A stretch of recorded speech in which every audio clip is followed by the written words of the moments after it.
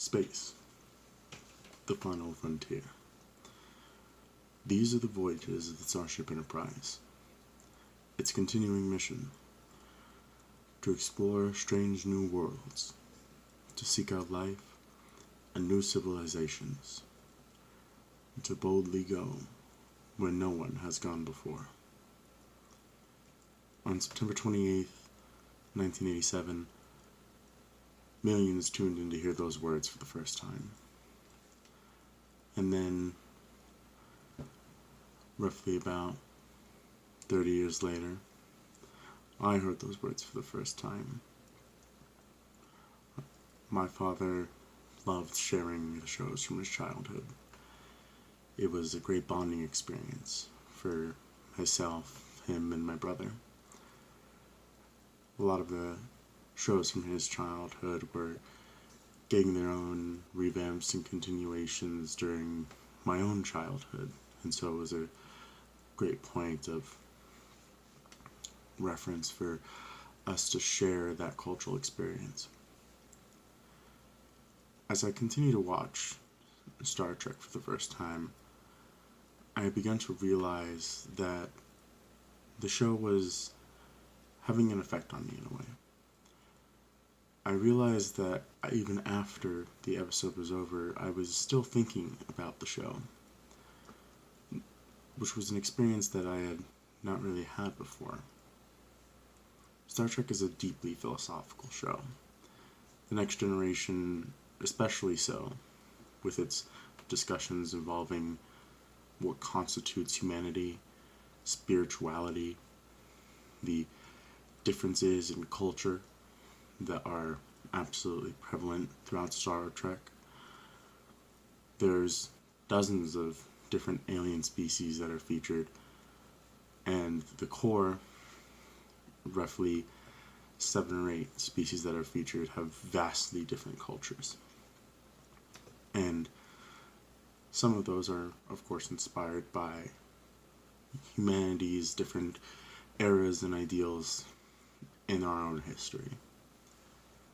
I remember the first episode that I really dwelt on for a while. It was an episode called The Measure of a Man.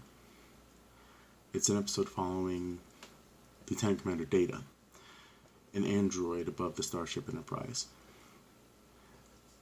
He has a mission himself of discovering what it means to be human, to enjoy the human experience to its fullest extent, and understand it in a way where he himself can experience it. However, the focus of the episode is a doctor who has deemed that Data does not have that right to the pursuit of happiness, because Data is an android. In the doctor's own words, he is no better than a toaster.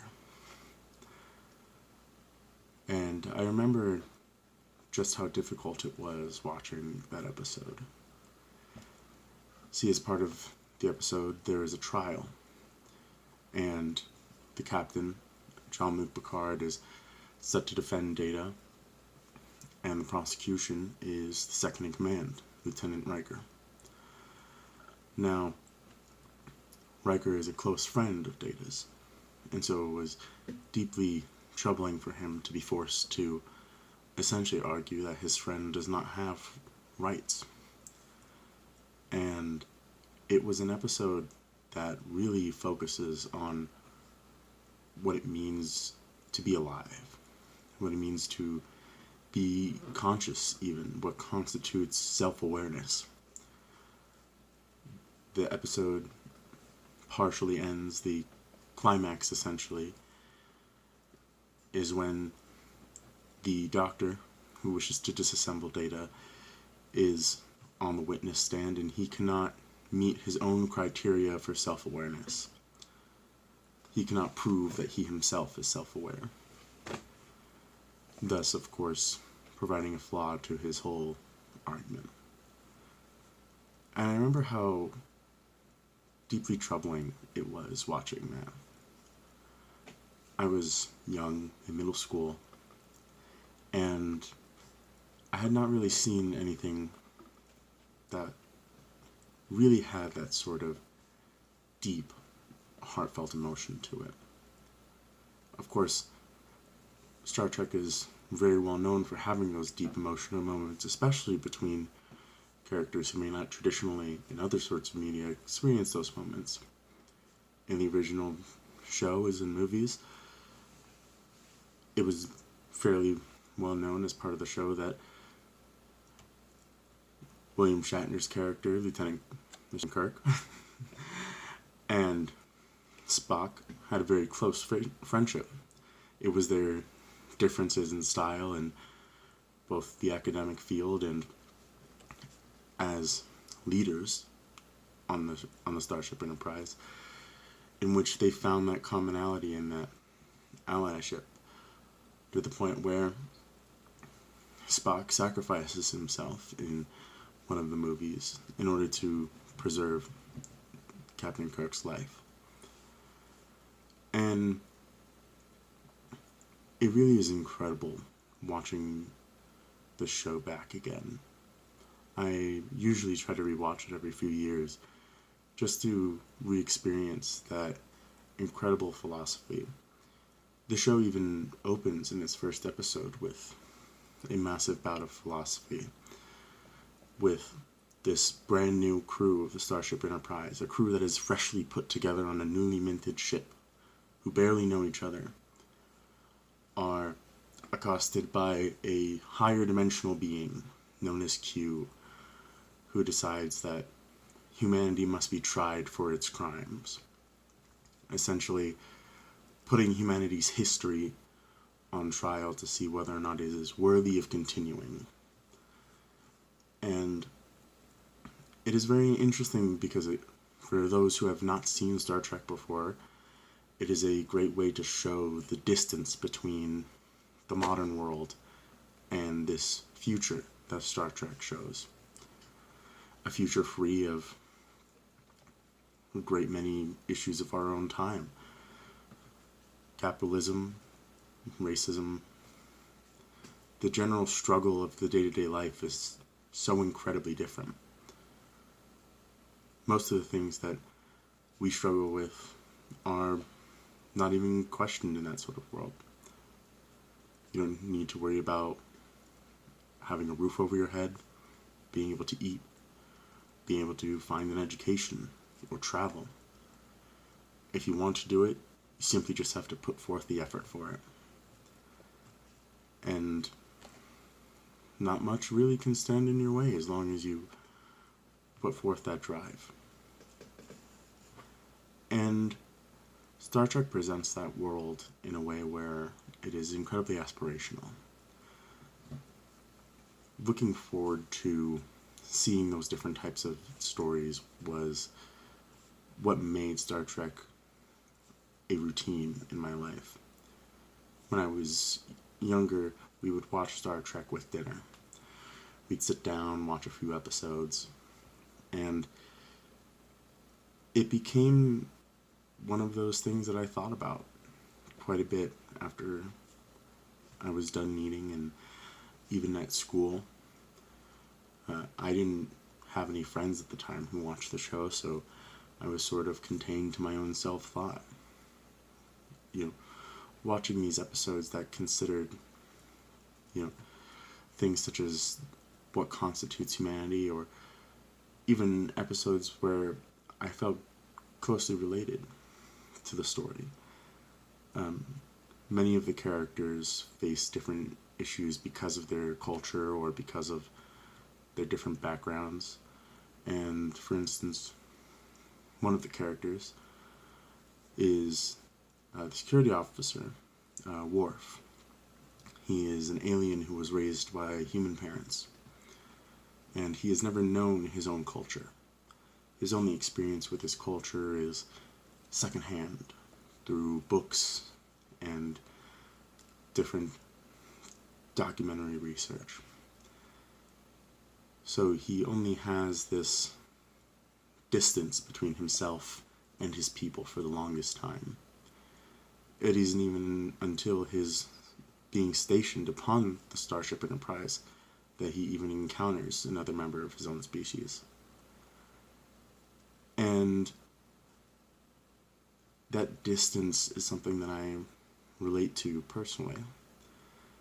I'm half Indian and partly Puerto Rican and Italian. My mother's side is Puerto Rican and Italian, and my dad's side is Indian. I was raised by my mother's side of the family. I haven't really met most of my father's side. I've only really known him and his brother and his mother. And I've not been able to experience the culture. And so that distance was something that really struck a chord with me, really resonated. Looking towards the different relevances with the show, it's incredible seeing how many ways that our world has and hasn't changed. Deep Space Nine is sort of elevation in a way of that philosophical storytelling, while the Next Generation sort of dealt with more ethereal topics, things that could be criticized in a way where you had a neutral observer, as humanity often is presented in Star Trek. However, with Deep Space Nine, it is incredibly deeply rooted in the day-to-day life. Unlike the Next Generation, Deep Space Nine takes place on a single starship, or rather, space station. Deep Space Nine also seeks to speak on our present day issues. At the time, there was also, worries about the 21st century. The mid to early 90s was already shaping up to be a pretty rough time. And so looking forward to the 21st century was a little harrowing to some. There was, of course, a deep worry, as we all have, about the future, that there's the possibility of it getting worse. And Star Trek, of course, has already set that sort of future for itself.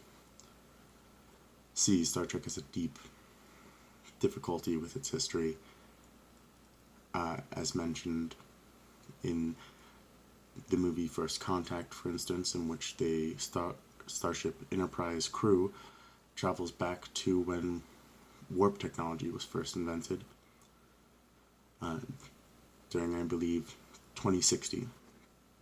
This is post-World War III, after 70% of the human population has been erased. Well, not erased, but wiped out by nuclear war.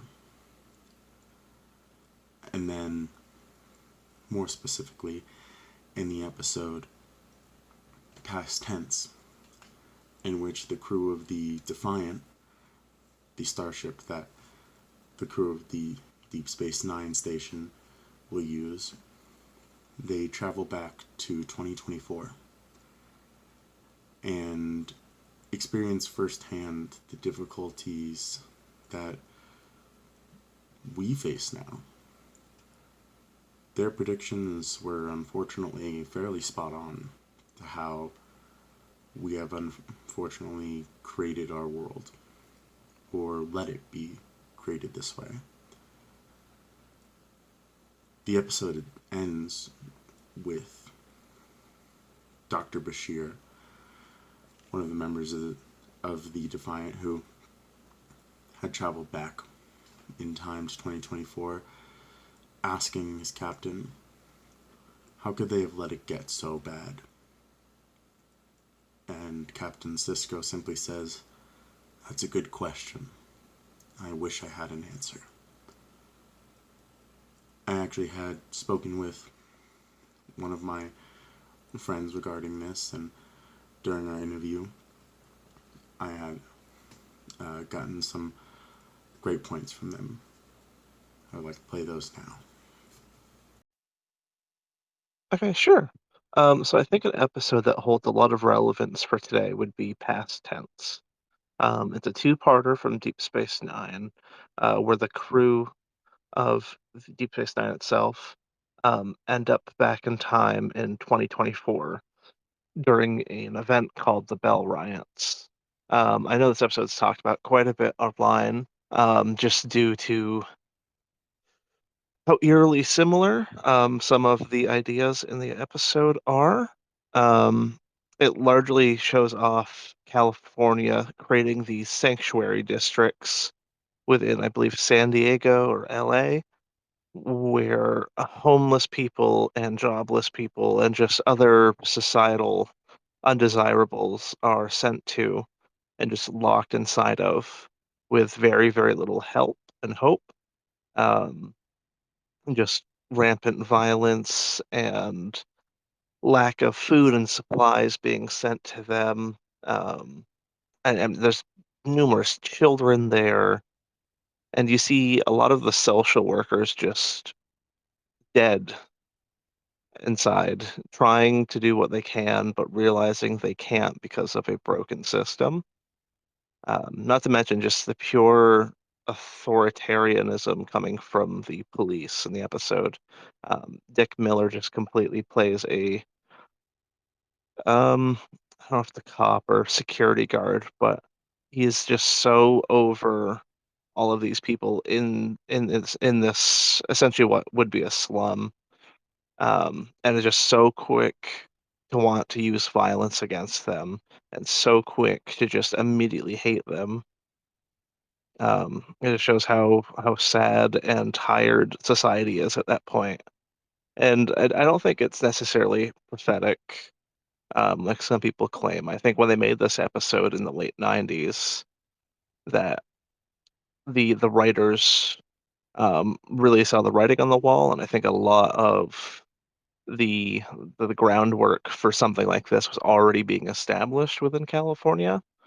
Um, yeah, and you're starting, and again, you're starting to see this now for sure. A lot of these tent cities and a lot of these set areas where they're making homeless people go just to make it not a problem for everyone else in society.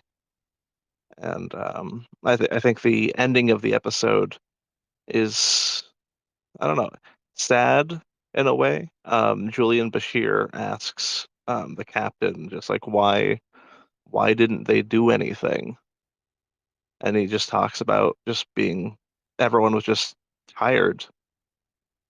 And it's hard to think about humanity coming back from that much of a low point and how we treated our most vulnerable society members. Um, yeah. Now, considering what our modern world looks like, the changes that obviously not just need to be made for decency, but for the sake of truly a more peaceful and loving society. Of course, that spurred motivation to speak out and up on those causes that were important.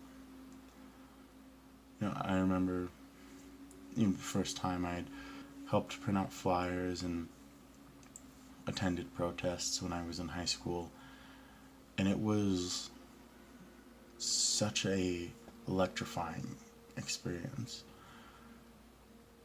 Truly felt the motivation and a drive coming deep from within me that I'd rarely felt about anything in my life at that point. And it was that drive of activism that had spurred me towards continuing my education, towards getting a degree in not just my bachelor's but my master's degree in museum studies. There's even an episode of Star Trek that I had found particularly interesting regarding museums. Seeing Star Trek Voyager, the USS Voyager, is separated from the rest of the Federation. They are in a completely unexplored region of space, and they are the only ship of their kind. And so, effectively, they are left to their own devices for the most part. And as part of that, there is a medical hologram. It's essentially an emergency medical doctor for those cases in which a physical doctor is not available. And because the physical doctor had died in the inciting incident of the show, that emergency medical hologram had become the primary doctor for the show.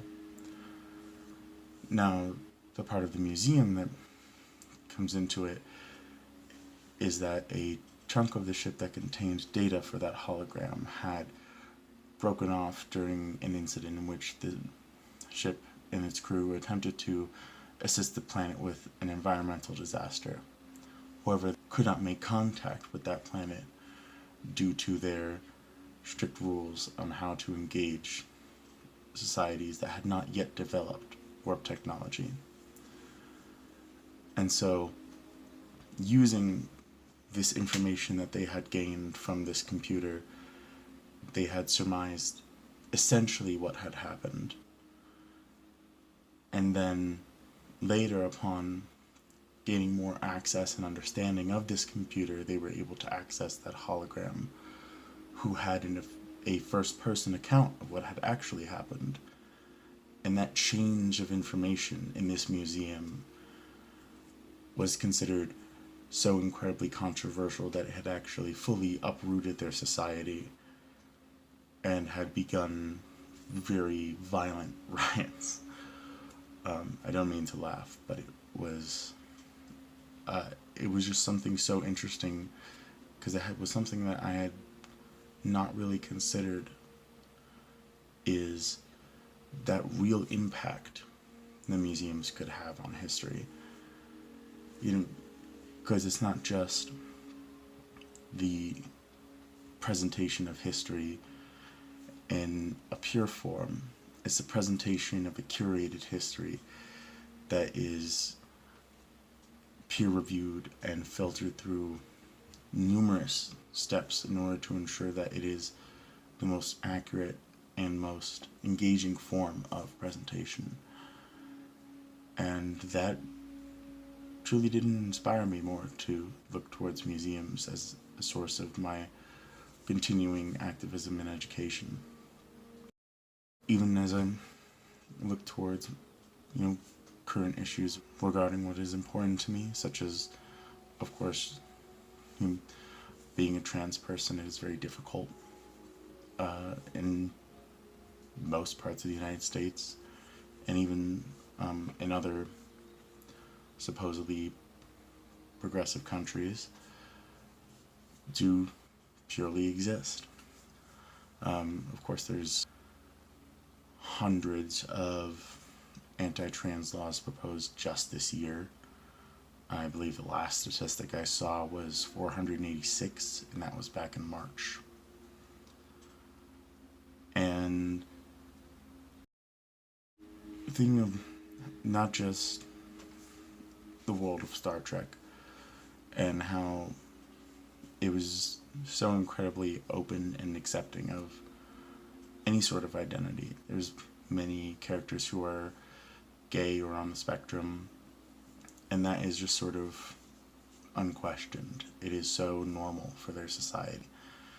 And it is wonderful to see a show where that is not a massive part character. It just is who they are. And it is not considered a very important part. When I consider then how that influences the fan base. I had gained the opportunity to experience a convention for the first time 2 years ago when I went to that convention in Las Vegas. And I had never been to a sort of convention of any kind, really. And And I was so necessarily shocked, but it was such a calming, soothing experience to see just how many people were openly queer in those spaces, and see just how many panels there were talking about social justice issues, anything from, food accessibility to accessibility of technology to the differences in how we can help portray characters of different backgrounds. And it was so interesting just being in such a welcoming space. One of the safest that I had ever felt being in public. Being both a trans person and a person of color, even if I'm not actively doing it, there's always a part of my brain that's screaming at me to constantly look over my shoulder. And that was one of the few times where I never felt that urge. Because it was that experience and love of this world that would take anybody who's willing to explore with an open heart and an open mind the vast expanse of space.